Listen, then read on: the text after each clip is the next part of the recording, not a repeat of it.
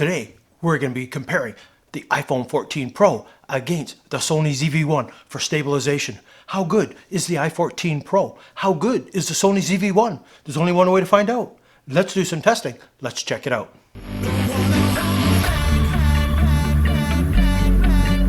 Well, all right, we're going to be looking at the iPhone 14 Pro against the Sony ZV1, but like I said, it's for stabilization only. If you want an in-depth look at photo video quality comparison between the two, let me know in the comments down below. Be more than glad to create that for you. But this one, we're just going to focus on the stabilization aspect to see how good the Sony ZV1 is for stabilization. It has 3 levels, and how good is the iPhone against it. So, only one way to find out. We got to do some testing. Now, I did create a little rig where I've got those both side by side, so they're both subjected to the exact same motion, movements, jarring, bumping, all at the same time. So we can get a very accurate comparison to which handles what better. So without further ado, let's show some walking footage of the iPhone 14 Pro.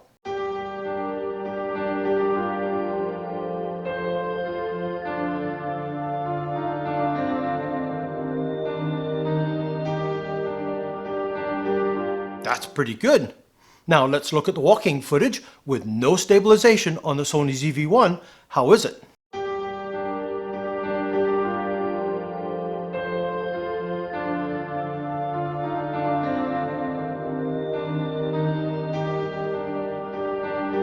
No, it's a little lumpy bumpy there, and as I say, they're subjected to the same movement. Let's put these clips side by side so you can have a better look.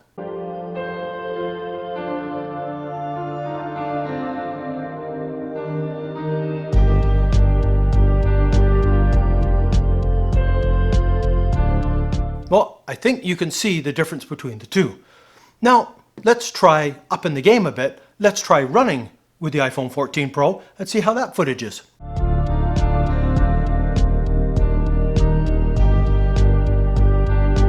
Oh, that's pretty good. Now, let's do some running with the Sony ZV1. Again, no stabilization on the Sony ZV1, so it is disadvantaged at this point. Let's have a look at the footage.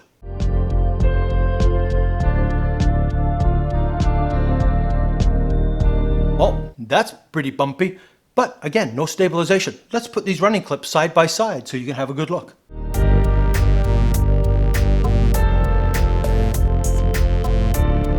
Well, that was kind of disadvantaged for the Sony ZV1. Let's bump up the stabilization now on the Sony to the standard mode and compare. So again, we're going to walk with the iPhone 14 Pro. Here's the footage.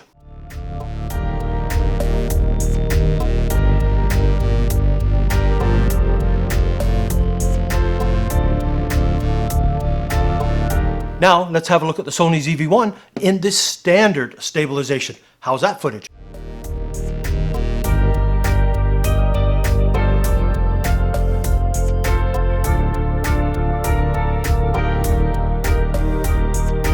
Well, it's a little better, but still not the greatest. Let's put these clips side by side and we can have a look.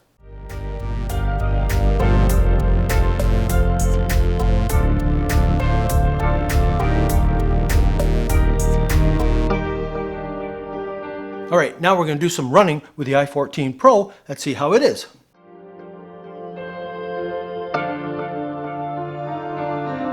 All right, that's pretty stable. Again, now let's try the Sony ZV1 in standard stabilization running.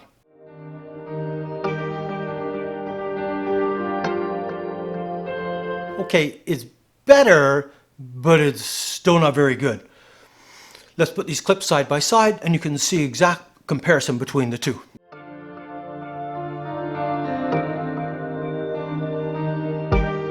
Now let's take the Sony ZV1 to its highest level of stabilization, and that is active mode. So again, walking with the iPhone 14 Pro, let's have a look at the footage.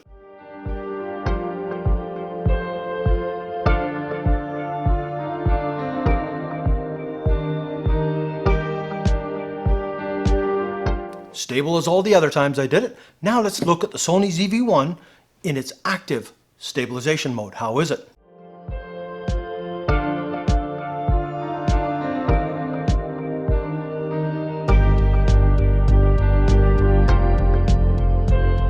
Whoa, that's a lot better than the last two. Let's put these two clips side by side so we can compare them.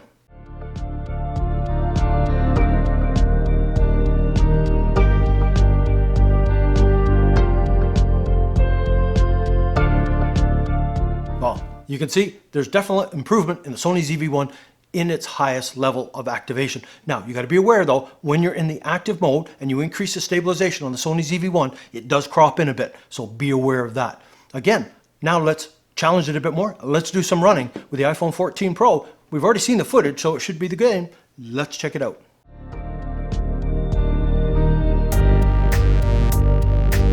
All right, now let's check the Sony ZV1 with me running in its highest level in active mode. Let's check it out.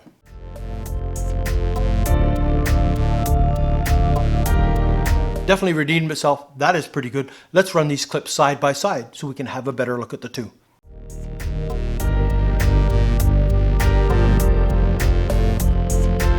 Well, there you go. That's the look at the stabilization of the Sony ZV1 from being off, standard mode, and active mode. As I say, be aware it does crop in each time you increase the stabilization.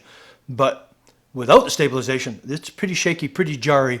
You kind of need it on a tripod, or you got to walk like a ninja very well. iPhone 14 Pro stabilization within this is amazing. I'm so blown away by the stabilization that they've got going on in here. And as I say, both of these are done a digital stabilization. There's no mechanical stabilization going on, nothing like with a gimbal or anything like that. But yeah, that gives you a good look at the Sony ZV1, its stabilization, comparing it to the iPhone 14. What do you think? Did you decide a clear winner? If you prefer one over the other, let me know in the comments down below. I just wanted you guys aware of the comparison between the two to help you make creative decisions when you're purchasing new equipment.